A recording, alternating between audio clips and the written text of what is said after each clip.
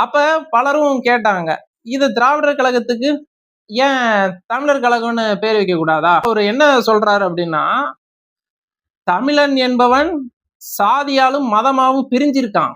அதே நேரத்துல தமிழன் என்கிற வார்த்தை மொழி திணிப்புக்கு எதிராகவும் மொழி ஆதிக்கத்துக்கு எதிராகவும் போராடுவதற்கு வசதியா இருக்கும்.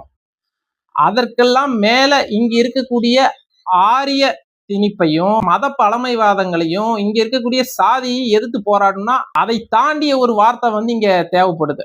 அப்பதான் திராவிடங்கிற வார்த்தையை ஐயா ஒரு கருத்தாயுதமாக ஒரு ஐடியாலஜிக்கல் வெப்பனா அவர் பயன்படுத்துறாரு. அதோட மட்டும் அவர் நிக்கல.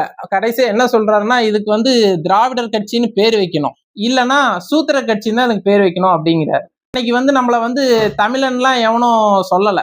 அன்னைக்கு பார்ப்பனரோட ஆதிக்கம் கோலோச்சிய காலத்துல தமிழன்லாம் நீ தமிழன் உன்னை சொல்லலாம்.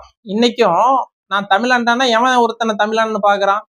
தமிழன் எவன் பாக்குறான் சொல்லுங்க? சாதி அடிப்படையில தான் பாக்குறான். அன்னைக்கு ஒட்டுமொத்த தமிழனி சூத்திரன்னு தான் பார்த்தான். அந்த சூத்திரங்கிற பட்டத்தை போக்குவதற்காக ஐயா அவர்கள் திராவிடங்கிற சொல் பயன்படுத்தப்பட்டுச்சு.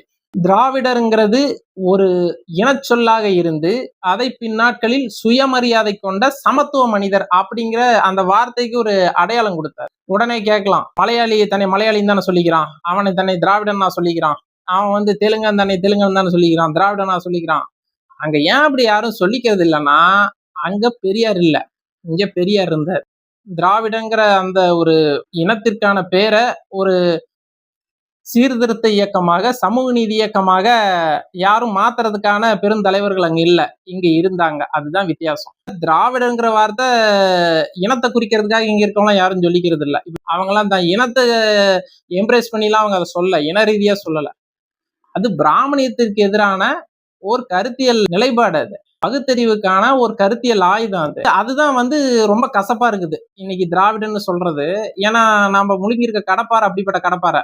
அதனால அது அந்த வார்த்தைகள் சுடதான் செய்யும். தன்னை பகுத்தறிவாதியாகவும் தன்னை முற்போக்கு சிந்தனையாலும் அடையாளப்படுத்துவன் தன்னை திராவிடன்னு சொல்லிக்கிதான் செய்வான். சில உதிரிகள் பேசிட்டு இருக்காங்க, தெலுங்கர், கன்னடர், மலையாளி